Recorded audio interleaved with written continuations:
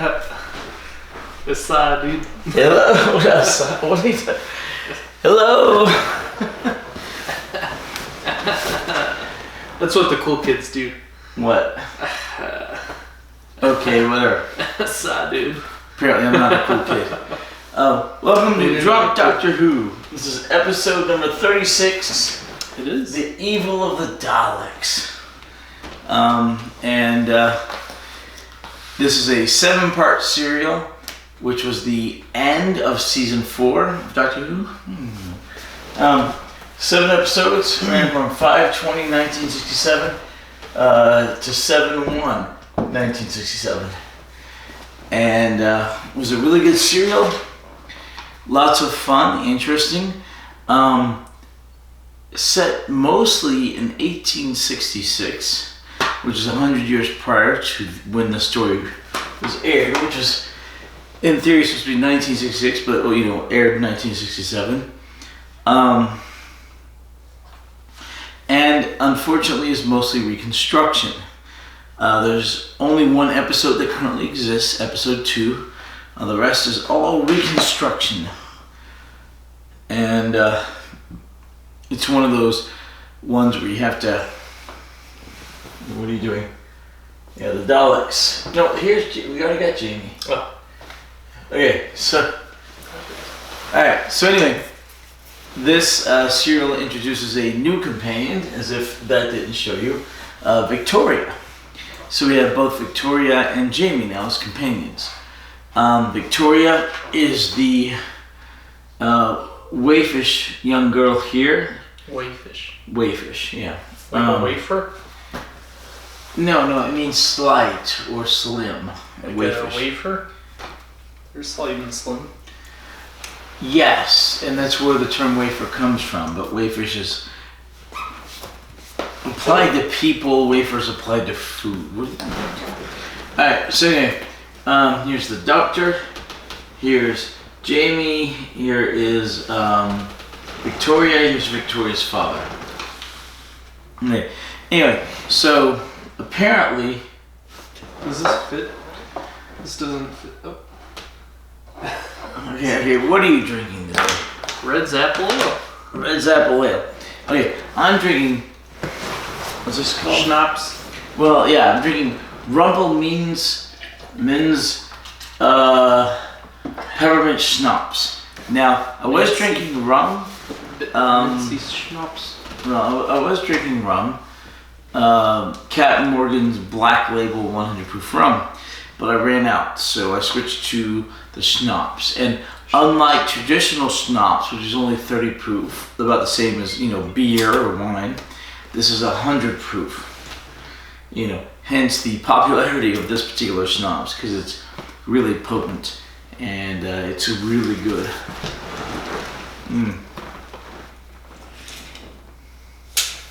You don't have much left.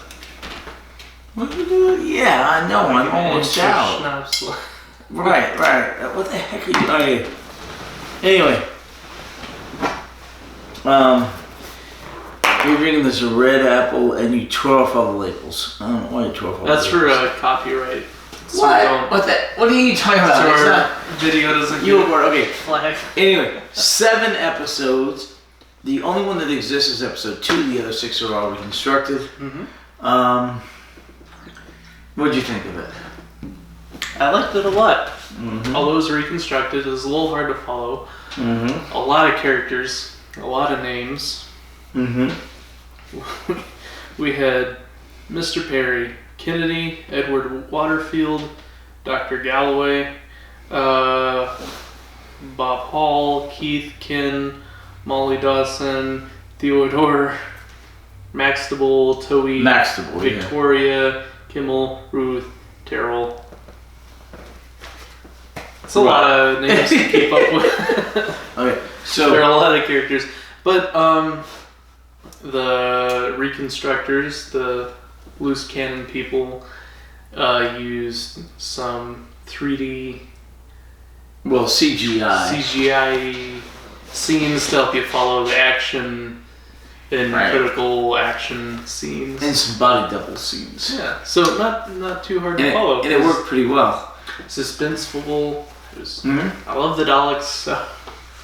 Daleks are great.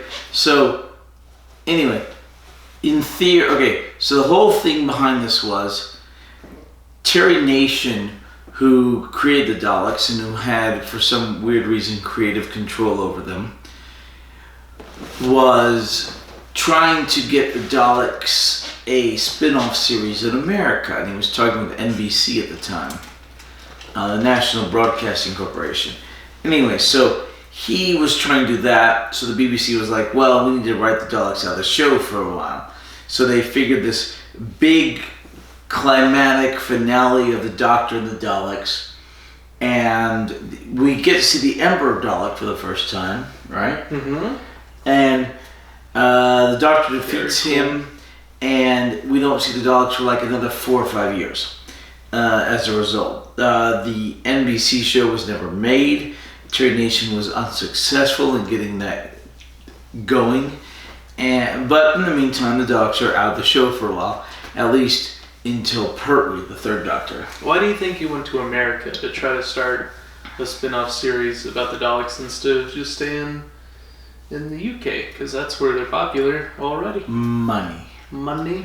The United States has a lot more money than the UK does. Despite the fact that the Queen is incredibly rich, the US has a much larger economy, and you can make a lot more money in the United States with a successful anything. Yeah. So anyway, the story... How much money do you think Terry Nation made off the Daleks to date? I have no earthly idea. Sneeze. Seriously, first of all, it would be in pounds, which is about $1.6 per pound. Second of all, I don't know. This is back when the creators of characters, like Christopher Lee did for a lot of characters, had a lot of control and rights over the characters they created. I don't know if it's the same thing nowadays.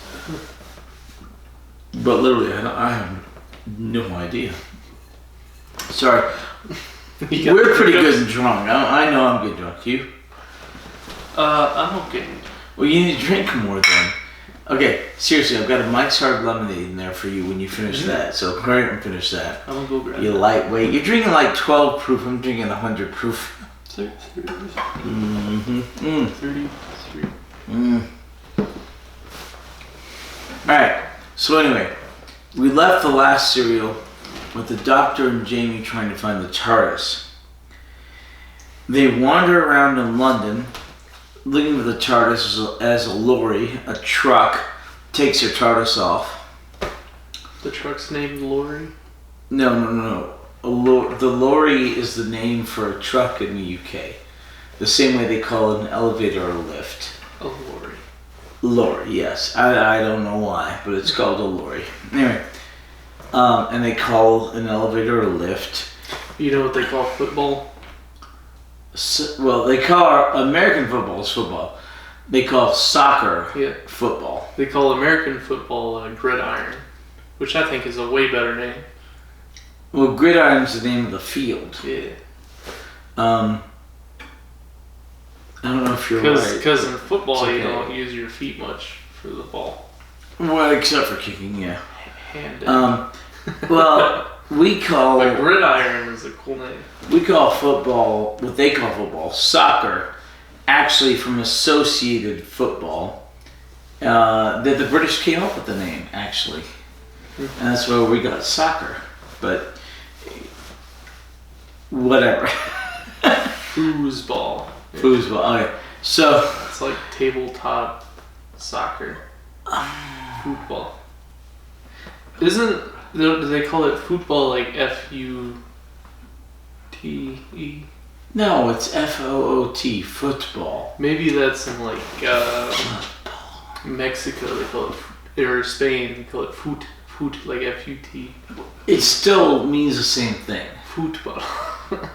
That's how they say it though. Okay, sure.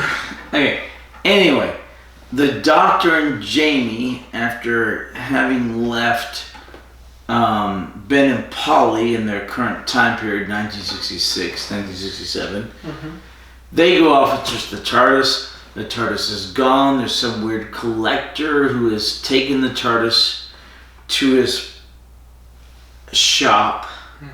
What was his name? Which one? The We weird had collector Mr. guy. Perry.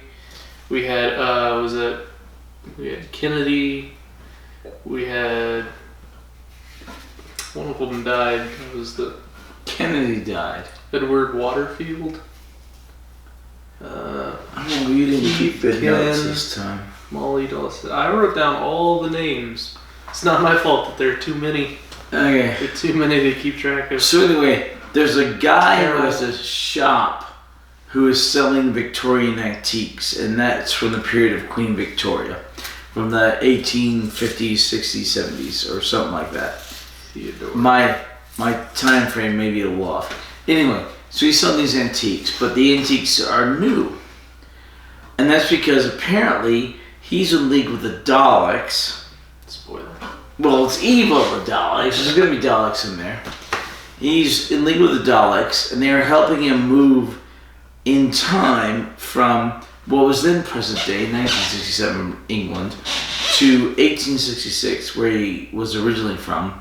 And he's getting like clocks and lock boxes and things from that time period, statuettes and things, and bringing them to 1967, and then selling them as perfectly Mint antiques, because, well, they basically are, because they have not experienced the 100 years between the two time periods.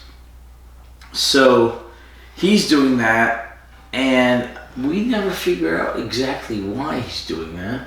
Wasn't it just like a front for the... Well, kind of, but they never explain why. Like he needs to funnel the money into saving his daughter, he needs to funnel the money into the time machine or whatever. They never explain that. But Edward Waterfield, okay, or Whitfield or whatever. So anyway, he's doing this, and he's got a couple of people who are working for him. One's named Kennedy. And who is the other thug? Ken. No. That was short for Kennedy. Keith. The guy with glasses that called the police. Right. They found Keith Kennedy something. Dead. Keith Perry or Keith Percival or something. Anyway, so the Doctor and Jamie are trying to track the TARDIS. Keith Perry. So they go to this. They follow a guy who explains to them that Leatherface is the name of the company that took the TARDIS away. They follow him. He goes to this... Leatherface? Leatherface, yeah. That's the name of a psycho killer from, like, horror movies. Well, that's much later. That's much later. And they talk about positronic brains in this, which is...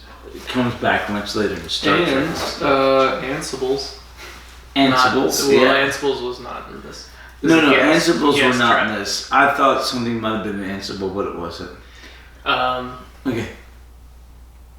I'm so drunk. Okay, so... Huh? You? I'm very drunk. You need to be more drunk. You keep drinking. I'm sure. Yeah. I have 100 proof, you have like 20 proof, but, you know. Well, I drink more. No, you don't. Alright. I had... How many ounces is this? Okay, yeah, but that's like nothing proof. Times 6. No, times 5, because I drank the first one. Aren't they good? I think they're pretty decent. Yeah. You like them? Pretty decent. Alright, so anyway, the Doctor and Jamie eventually track down to this antique store that's selling original Victorian antiques. Mm-hmm. And there's the guy, and you find out at the end of episode 1 that he is dealing with the Daleks. And then you get to episode 2, and they trace him down. He lures them into a trap and gasses them. Although two guys died in the first episode, or one? Just Kennedy. Just Kennedy. Yeah. One guy gets beaten up bad, like real bad. He takes the money and runs. The guy who lied to the Doctor, Jamie. But just Kennedy dies. Bob Hall. Bob Hall, right. But just Kennedy dies and runs off. And it's cool because there's a Beatles song playing in the background of this episode while they're in a coffee bar.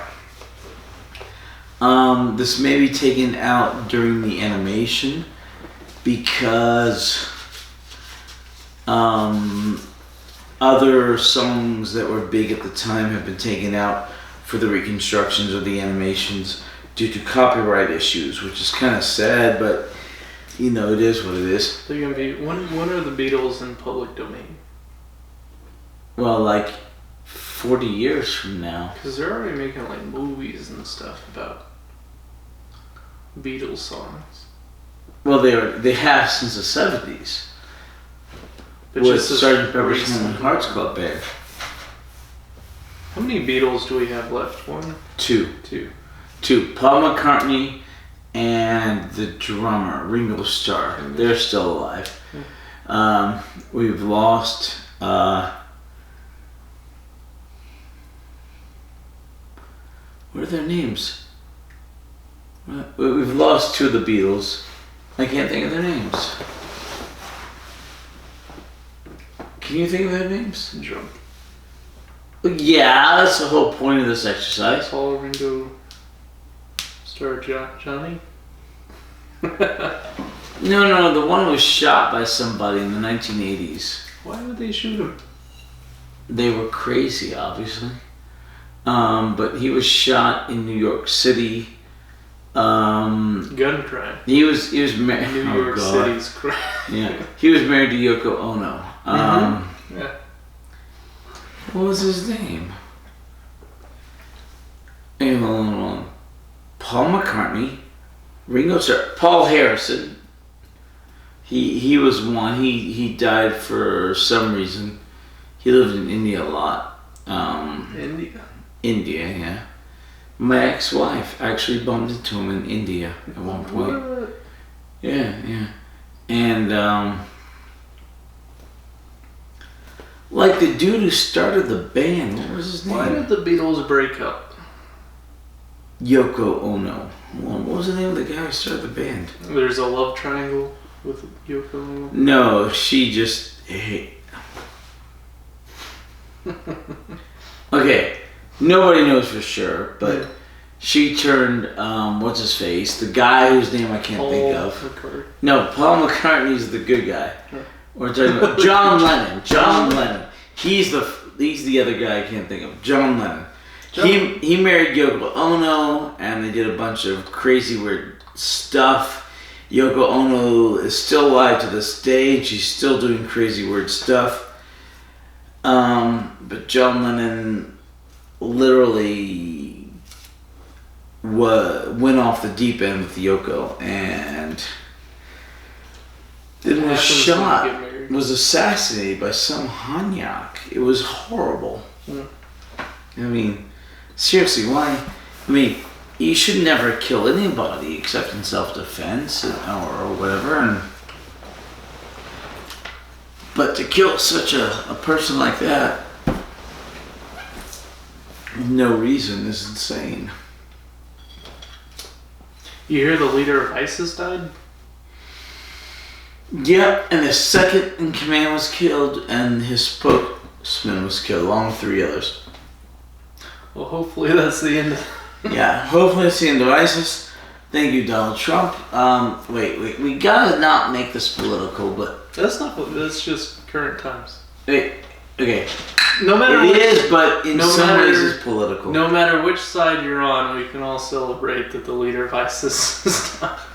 I can agree with that. Although there are people who make that political no matter what.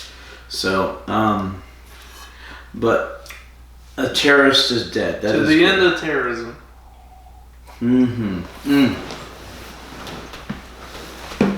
Okay, so at the end of episode 1, Kennedy dies to the Dalek.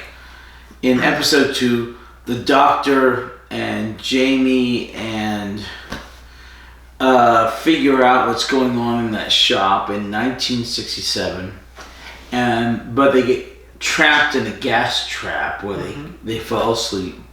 And what's his name? Whitaker? No, not Whitaker. Maxtable? No, not Maxtable. The other one. Maxtable. Edward Waterfield? Waterfield. He gasses them in a gas trap. And he takes them to a futuristic machine. And they travel back into the past, into 1866. Right after our Civil War. But this is in the UK. And he takes them back to then. And he tries to explain to the Doctor that they have to help them because some machines have his daughter. What machines? The Daleks. The Daleks. The Daleks have his daughter. So, Jamie, who's never encountered the Daleks, because he came on the serial after the last Dalek serial, he's never encountered them. But apparently the Daleks want to find out what the human factor is so that they can become better than just Daleks, so they can become more human, so they can defeat mankind. And they're going to put Jamie through a test of trials so that they can somehow drain his emotions, gauge his emotions, and put that into a mix that they can then put into 3 Dalek embryos from Skaro, so that those embryos can be partly human and partly Dalek. What did you call the brains? Positronic. Positronic brains. Positronic brains, which is funny because the human factor. Positronic brains come up later in Star Trek and a bunch of other stuff, but it may be in some science fiction writing before Doctor Who, but to the best of my knowledge, this is the first time it shows up in TV. Anyway, because it does show up in Star Trek and a few other things like Data and stuff. Well, Data being the character, not Data. But anyway, so the Daleks are forcing the Doctor by threat of killing Victoria and or Jamie and or the Doctor to run Jamie through these tests. Right, and destroying the TARDIS, because they've taken the TARDIS and they have the TARDIS. And they're in 1866 because Whitfield?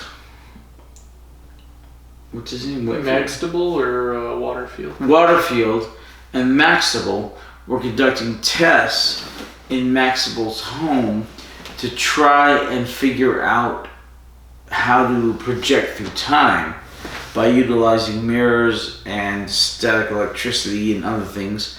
And somehow they opened up a gate to the Dalek homeworld, Skaro. Right, and that's how the Daleks came through.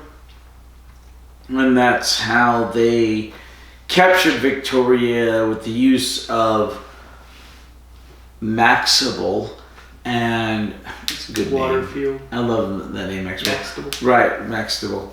And Waterfield, and they're going to force them to do their bidding, and they already forced Waterfield Waterfield? to get the Doctor and Jamie for him, and they're forcing Maxtable in his house to do all this other stuff. With Whitfield, they have his daughter's life hanging over his head. With Maxtable, we find out later they've promised him the Philosopher's Stone formula to turn iron into gold. Like in Harry Potter. Philosopher's Stone shows up in Harry Potter, but it's older than that. It's much older than that. It's something that the alchemists were looking for centuries. Maxtable also has a daughter. Yeah, whom he doesn't really care about. He doesn't care about anything apparently except finding this Philosopher's Stone. Oh, alright. You need to go, you need to drink that. You need to go get the Mike's Harder. Okay, and then you'll finish the recap. No. You drink that. Alright. Alright. Go get the Mike's Harder strawberry lemonade. Alright. Then you finish the recap. Well, I'm working on this and I'll get that, and I'll keep working on the recap. Yeah, yours is like 13 proof. Mine's 100 proof. Whew. I like schnapps. All right. Schnapps. Schnapps. Schnapps. All right. Go get the mic starter. Okay. This is when you actually go No. and get the mic starter. Right now? Yeah. Okay. All right. Okay. Anyway, so the Daleks want the Doctor to put Jamie through a series of tests to determine the human principle that will help them defeat mankind.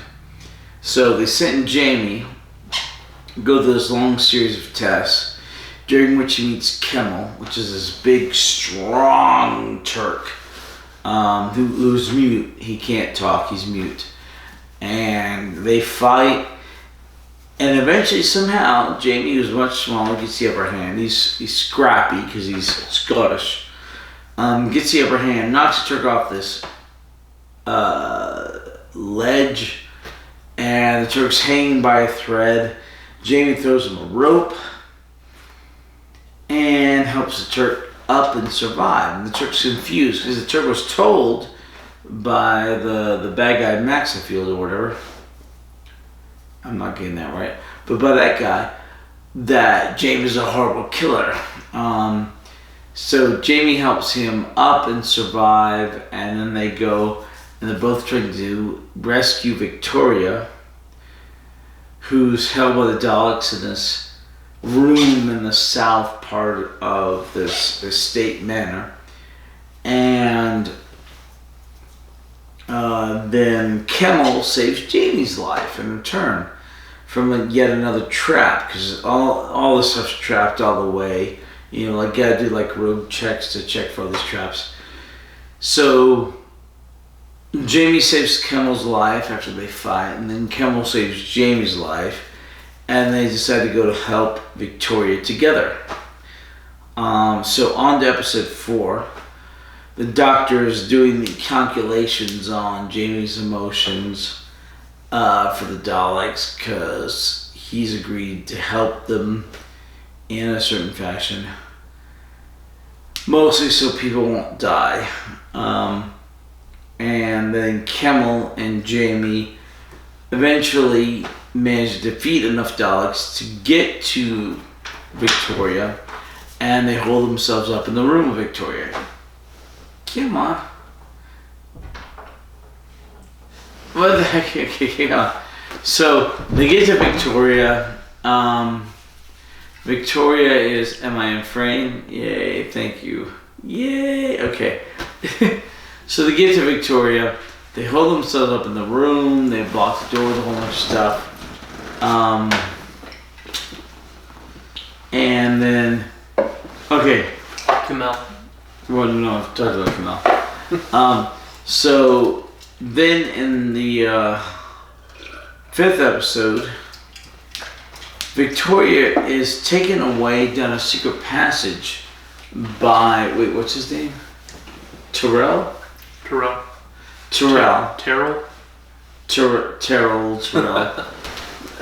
a secret passage by Terrell. He kind of kidnaps her. He's being mind controlled. Because he's being mind controlled by the Daleks. When he was her fiance. Consistently. He snaps back and forth. Right. Like a split personality. He's fairly bipolar. Crazy.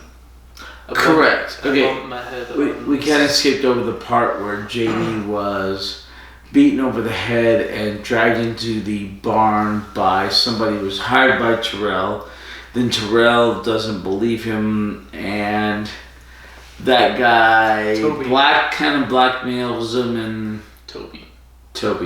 Anyway, so I wrote it down. Oh yeah, it's a weird side plot. I wrote down every name. It's a weird side plot. There's a lot. Yeah, it's 7 episodes. There's a lot going on. Daleks, this, that, and the other, intrigue, whatever. And wait. Okay, good. You got the lemonade. All right. Cheers. All right. Strawberry pineapple. It's good stuff. Okay, so anyway, all that stuff happened off to the side. Terrell's shown as being bipolar with the Daleks control him, questionable and all that. Anyway, so he steals Victoria down the secret passage. Jamie and Kimmel run down that passage trying to save her. They come to a split. They split up. Eventually, they catch up with Terrell. The doctor removes the thing from his neck, and he's no longer captured. Did you talk about how swole Kamel is? Yeah, Kamel's strong. He's a super muscular. Big old cabbages. Like Schwarzenegger, yeah. In his prime, yeah. So... You did the interview. No, he did the intro. The intro. Yeah. To the reconstruction. Still has the same mustache he 30 years yeah, ago. The Van Dyke. He has the Van Dyke. We also had Colin Baker giving the recap. Colin Baker is in the upper left-hand corner. May not be on camera. He's a Sixth Doctor. He got chubby. Yes, he did. He got chubby by his second series, but he got chubbier later. But, well, no, seriously, I'm getting chubby. It happens to people that roll to old age. I've been chubby. You've been chubby. Seriously, it does happen to people. Anyway, is that because the, what do you call it? What do you mean, what do I call it? Your metabolism crashes. Your metabolism does crash. Plus, you do fewer activities that would normally, give you calorie burning. Mm-hmm. Plus, you get sedentary. It's part of it, all of it. So most people get chubby. Not everybody, but most people. I'm already there. There you go. All right. So we're in episode 5. So I didn't have any notes for episode 4, so I just wrote poop. What? No, yeah, notes. I had notes for 1, 2, 3, 5, 6, 7. Alright. So the Daleks try crashing in, and Kimmel and Jamie run down the secret passage, chasing. No, don't fall asleep. Chasing Victoria, who's been captured by Terrell. They eventually catch up to them. Jamie and Terrell fight a sword duel, as Jamie has shown proficiency with during the Smugglers. What the heck are you doing? Giving you a tattoo? No, wait. Oh, there we go. Alright, so Jamie fights Terrell, they fight to a standstill. Ruth comes in and they stop fighting. And then Ruth says, we've got to get away from here. The doctor comes in and says, you've got to get away from here. And the doctor convinces Ruth to take Terrell with her, and they leave along with coach wagon. Wait, along with what's her name? The maid? Molly. Along with Molly. So Molly, Terrell, and Ruth all leave in the coach Who together. is just a sweetheart. They get the BFIB. Yeah, Molly's fun. She's got a thing for Jamie. Oh my gosh, she's rubbing on him like pecs, So, but they all leave. It's all good. Then Waterfield goes to, what's his name? Mygamar? What? I'm bad with names. Mygamar? No. I don't even know what you're trying to Oh yeah, the guy with the M. What's his name? What M? M. Terrell? No, the main He just guy. left. The main bad guy? Yeah. Oh, Maxtable. Maxtable. Theodore So Maxtable. Waterfield goes to Maxwell and goes, where's my daughter? And Maxwell goes, well, she's safe. He's lying through his teeth because he just wants the Daleks to give him. The doctor makes the same lie. That she's fine. Yes, but he wants the lie to be true, and he says we're going to make the lie true. Well, but he has to Waterfield. He does that to Terrell. Mm-hmm. So, but rule number one: the doctor lies. Mm-hmm. So, which Jamie gets upset about, and we're thrown into another moral decisions of the doctor quandary. Yeah. So, anyway, because okay, so. Okay. We'll get to that later. Alright, so Waterfield is like, hey, where's my daughter? Maxwell says she's okay. Go look in the garden. He goes and looks. In the meantime, yet another person, the thug, sneaks into the laboratory and is shot by the Daleks and killed. Yep. Brings their death count to 2 or 3, yeah. 3. Then the Daleks decide to blow up the mansion, the castle, and they set a bomb to do that. So, what's his name? Macfield? No. Maxtable. Maxtable. You're so drunk. Yes, this is the whole point of this exercise. Maxtable goes into the alcove to the Dalek homeworld Skaro, and then eventually the Doctor and Jamie and Waterfield follow him. They all go in there, and they've already been preceded. They've been before them.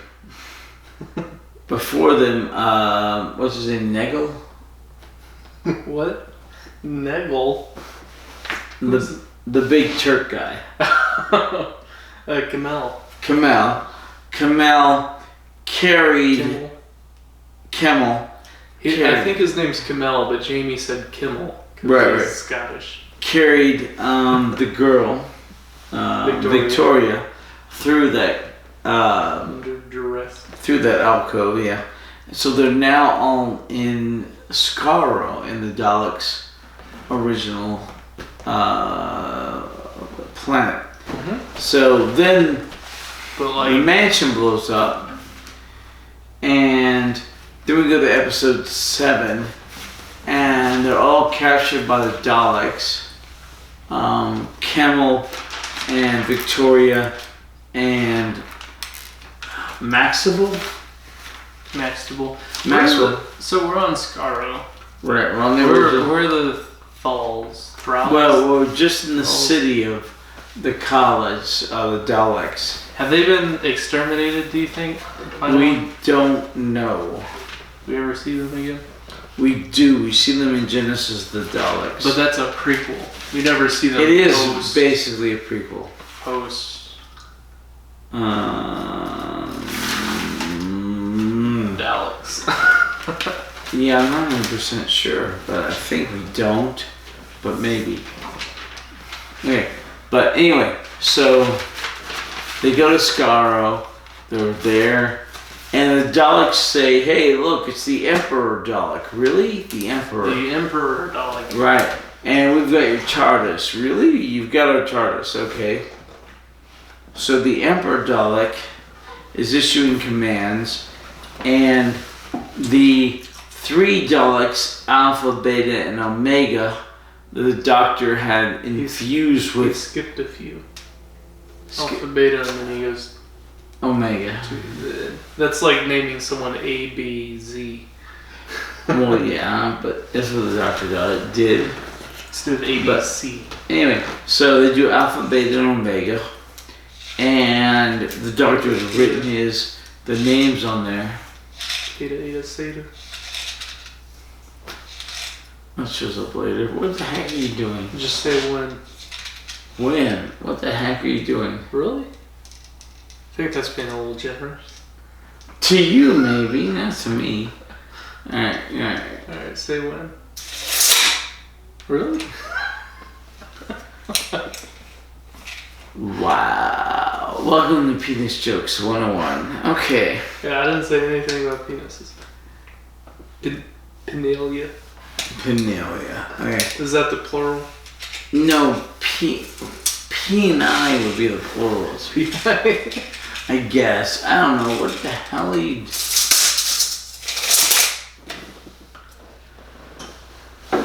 Okay. So we have 2 bookshelves now. Yes. Yeah. We're hoping to make it one eventually with... Moving on up the... Like one curvy one, like a corner shelf. Yes. That'd be cool. That would. Okay, drink your mugs harder. Alright. Strawberry pineapple. Yes. This is only 8%. Yes, it's like 16 proof. It's nothing. But, okay. Here. I've got 100 proof to your 16 proof. I have way more though. How many? 23.5 full ounces. Mm. I like the caps on it. Mm. Alright. Anyway. So the doctor, thanks to his infusion of the human factor into some new Daleks, and, well, mostly that, and then he creates a portal, a transponder where if the Daleks go through it, they receive the human factor because he swapped out some nodes in one of them. So the Daleks go through it and they suddenly become slightly human and they start to question why. Because of this, the old guard of the Dalek Commandant, the Black Tops, are fighting against the now questioning Daleks, the White Tops, and eventually the Black Tops lose and the White Tops approach the Emperor and dispatch him.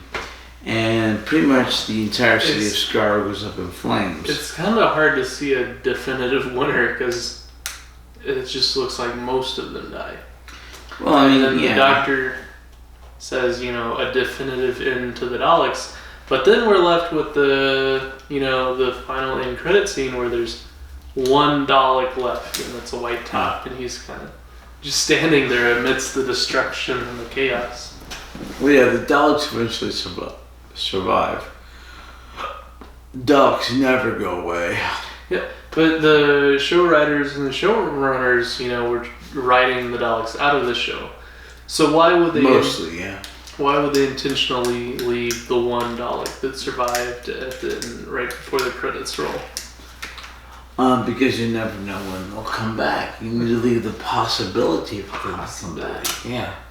So that's how it ends, and the Doctor and Jamie and Victoria, because her father dies during all this, which we forgot to mention. We had like 4 or 5 people die. And then, 4 or 5 people die. Several Daleks. And scores of Daleks die. But they're not people. Children's show, Daleks her father dies, and Mayfield, what's his name? Maxtable dies, and Kennedy died, and lots of people die, but scores of Daleks die.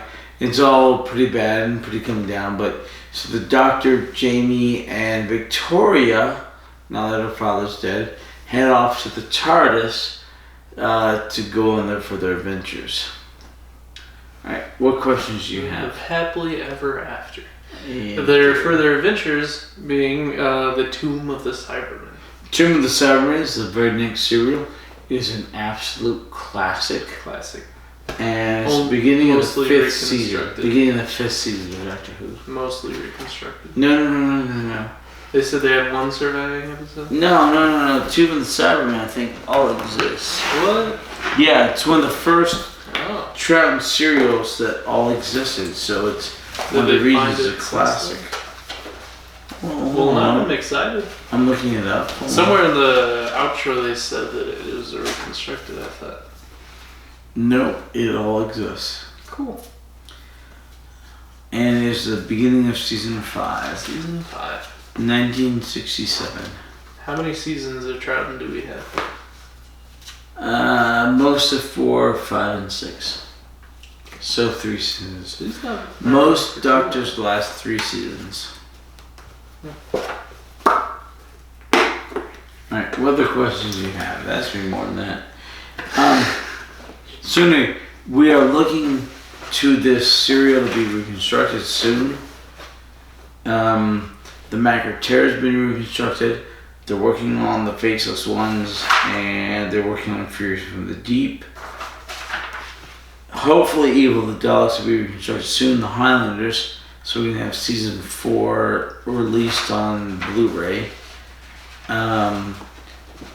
But there's several other serials like The Abominable Snowman from season 5, The Wheel in Space from season 5, and The Space Pirates from season 6.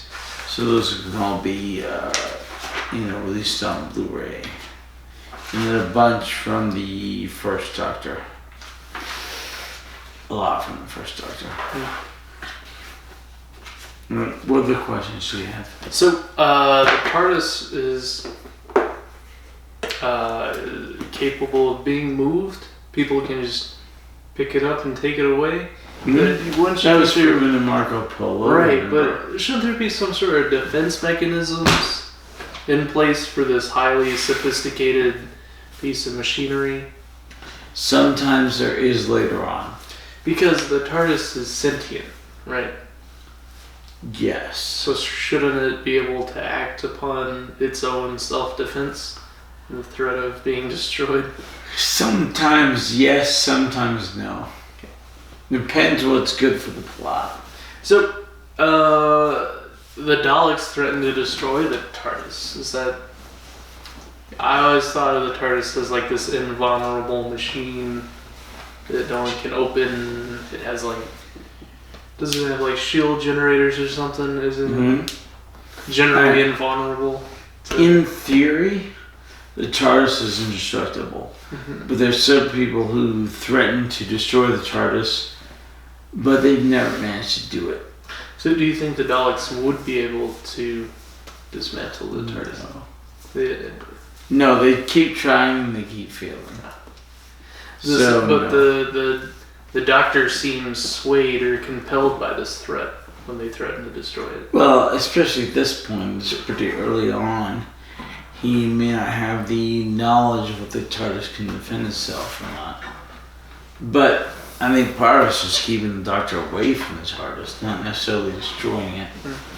But, stranding him in 1866. At this point, the TARDIS has yet to realize the full potential of the TARDIS.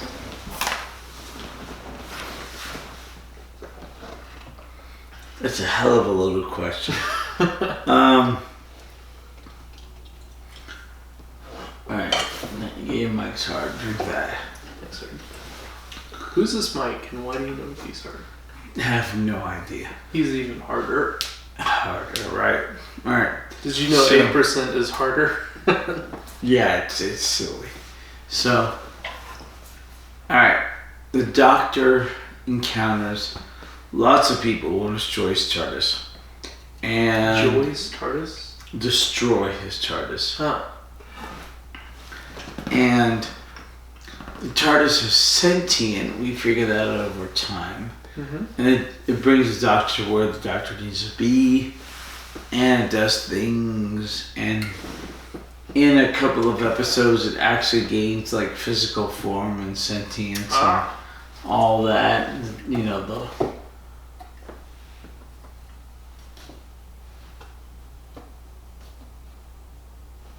Yeah, go ahead. You're saying? Yeah. Physical form and... Yeah. And...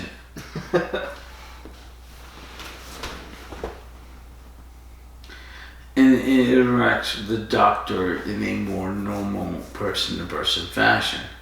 But that's not the norm. Does the Doctor have a romantic relationship with the TARDIS? Have you ever seen the movie Her, where the guy falls in love with Siri? Okay, I've seen the trailer for Her. I haven't seen the movie. Well, like Master Chief and Cortana. The what?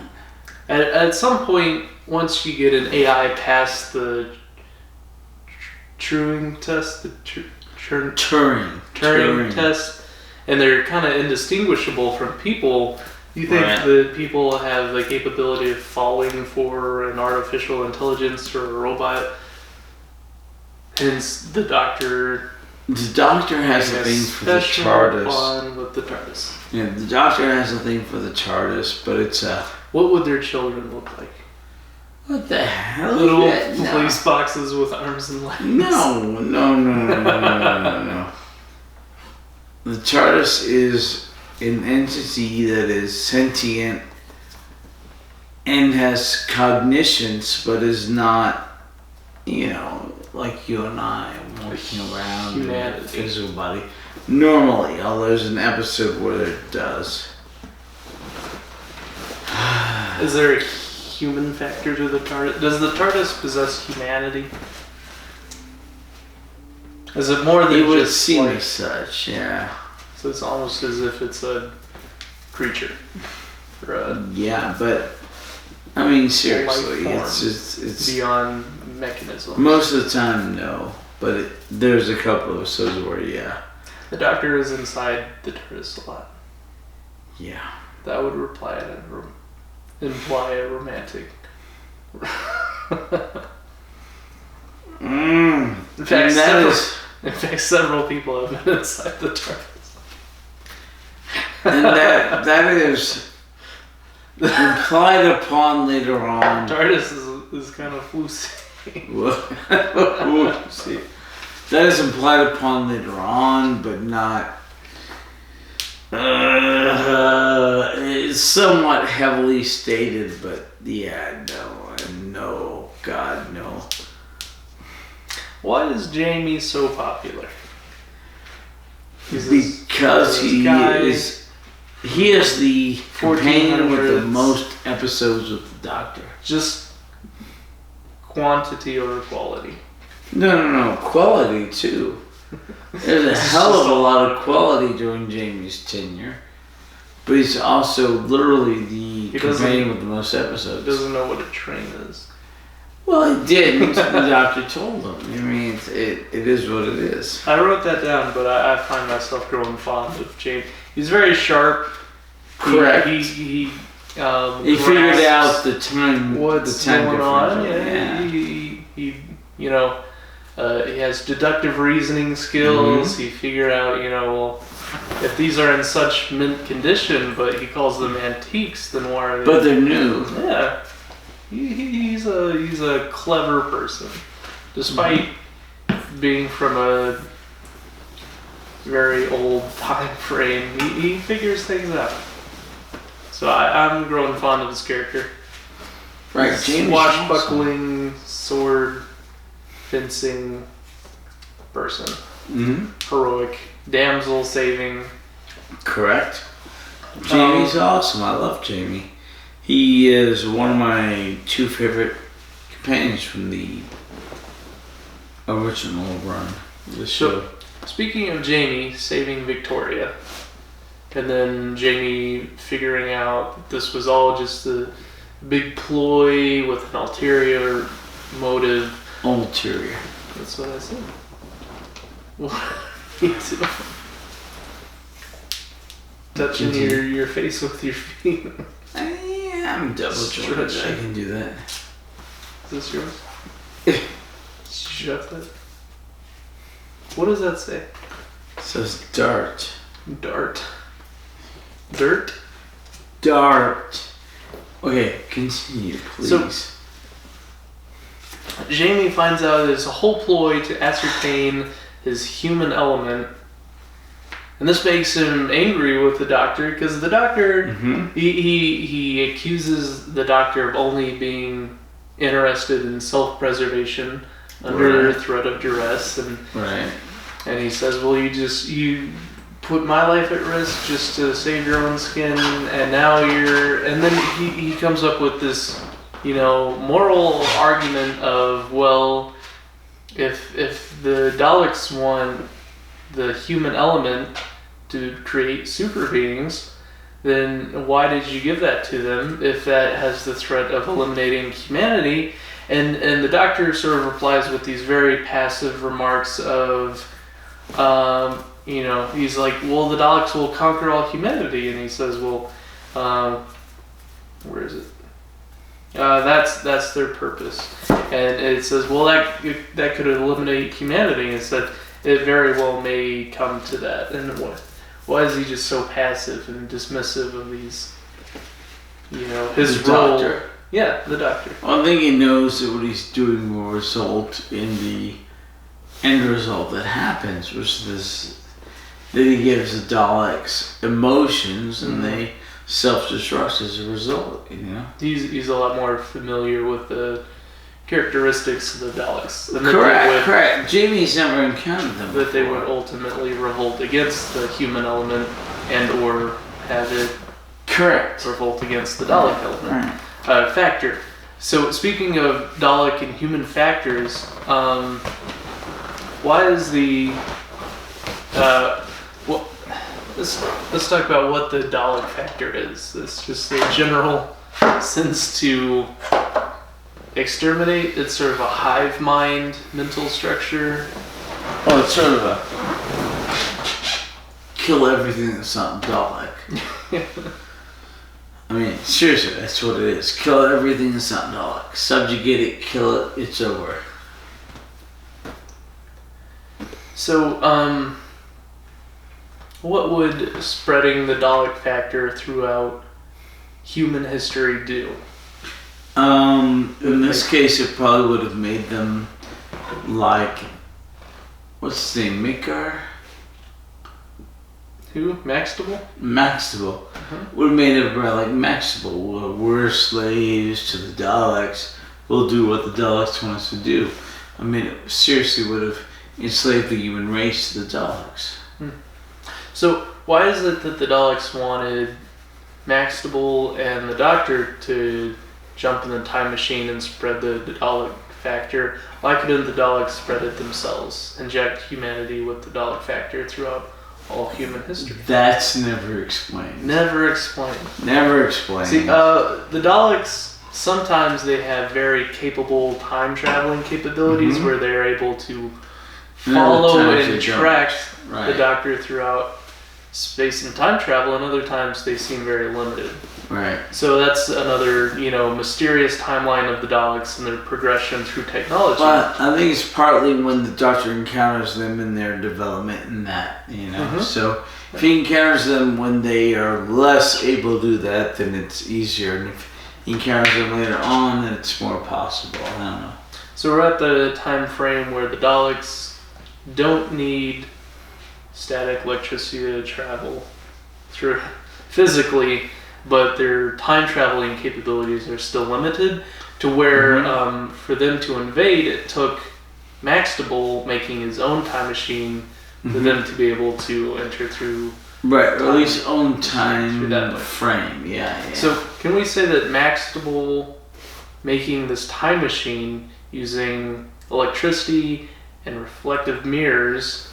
Yeah, static electricity. Do you think that is what gave Daleks time traveling technology? Is that how they ascertained the ability to travel? Well, it gave them the possibility to enter Earth 1866. I don't think it gave them the time traveling technology overall. It just did this. You don't think that's the precursor to the Daleks' time traveling? I hope not. But maybe, who knows? Why do you hope not? Well, because that would suck. Really, that would suck. Maxtable gave them... when we give the Daleks this technology... for them to come and conquer Earth. Eventually, 2022 or whatever that was. Yeah, that would suck.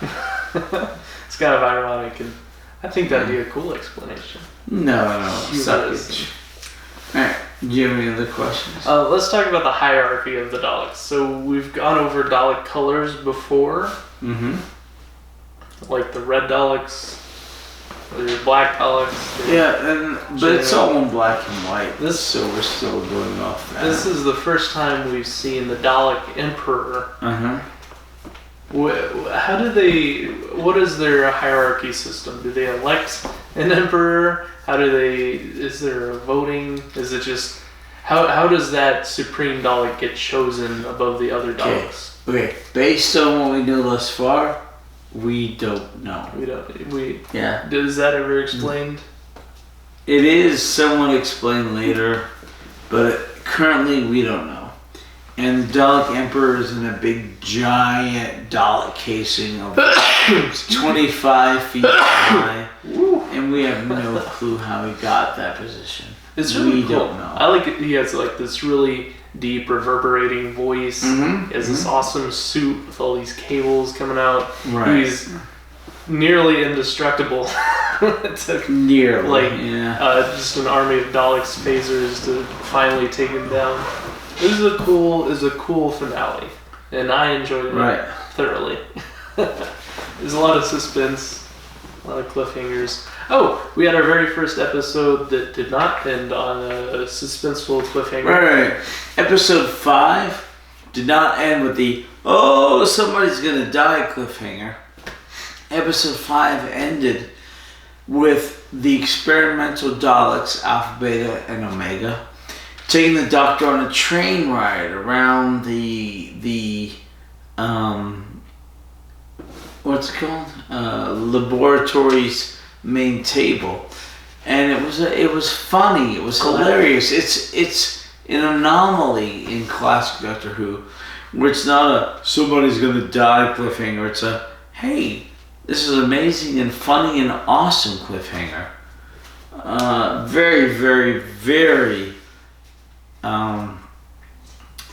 anomalistic. It was great. Do you think that affected the viewership of the next episode? No clue. No clue. Because that's what gets people to tune in next time. They're like, oh no, what's going to happen? I have to see what happens next. But if it ends on a happy note, they're like, no. Well, no clue. Okay, this is 1967. I don't have a bloody clue. That was like 52 years ago. Apparently it worked out. Mm-hmm. But is that why it's not very common? Mm-hmm. You need that cliffhanger. Most of the time, it's a big cliffhanger. Somebody might encourage the person to turn the page. Right. Any other questions? That's basically the end. Okay, good. We have the Daleks didn't ascertain the factor of humanity through the Doctor by putting the Doctor through the test because they said that he's traveled too much in time and he's beyond human. Correct. So we know that the Doctor is not human because he's a Time Lord. Right. But what do they mean by traveling in time too much made him beyond human? Does time traveling... He's beyond human because he's a Time Lord. Right. But he's traveled too much in time for his experiences to be worth it for them to encounter because he knows too much. Okay. So traveling a great deal through time, does that affect your humanity? It can. Negatively? It can.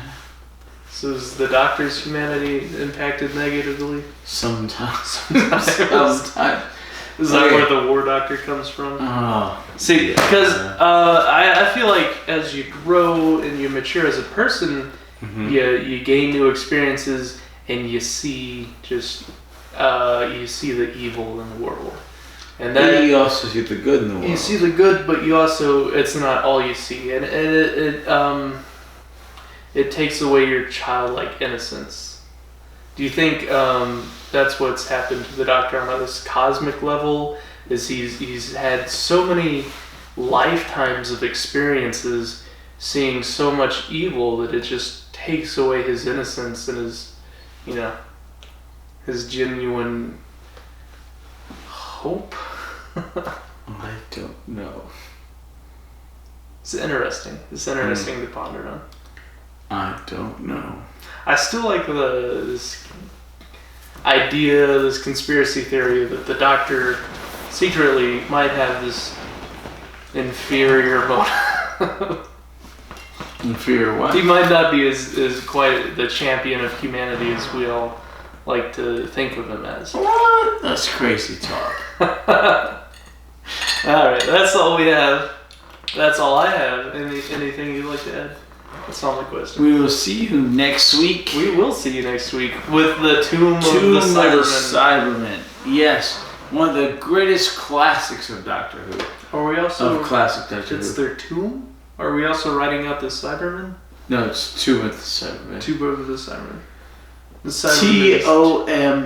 Tomb. Tomb. Yeah, that's like the death of the Cybermen. No. Well, yes. So they wrote out the Daleks. Are they writing out the Cybermen too, or they keep recurring more frequently than the 4-year gap we have of the Daleks? Alright. Cybermen are good. You'll see them. It's all.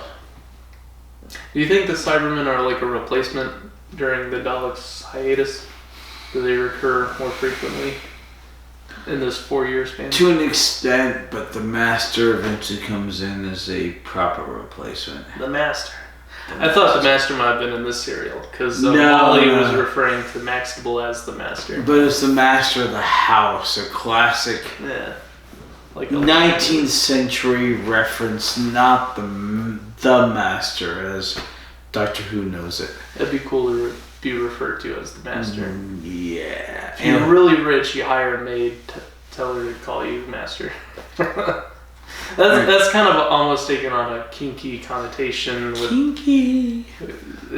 I feel like that term's been ruined now in modern day society because of books like 50 Shades of Grey.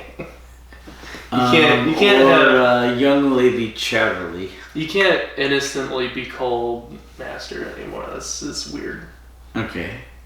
But we still have. Well, how come Landlord is the only Lord title we still have in modern day society? Yeah. We don't have lords and ladies anymore, but we have landlords, and that title's never changed to just property manager or something. Everything about men has been changed except for freshmen. When we talk about somebody who's new in school, it's still freshman, even if it's a woman. Fresh people. No, freshmen. But every other man reference has been changed. I don't know. I love it, and I hate the current PC crap. And this is not supposed to be political. Ending on a political Keep it from being political. No. Political is bad. We love you. We'll see you next week, and we'll do Tomb of the Cybermen, a very, very classic serial of Doctor Who with only 4 episodes, so we'll be a bit more sober. And they're all live action? They're not reconstructed? Yes, I think. None are reconstructed? No. Somebody be animated. Animated. Anyway. Animated, yes. Animated. Anyway, see you next week. Love you. Goodbye. This is why we need an outro theme. No, that's basically music. You just say goodbye. But then there's that awkward moment where you get up to turn off the camera. What if there's like an outro graphic?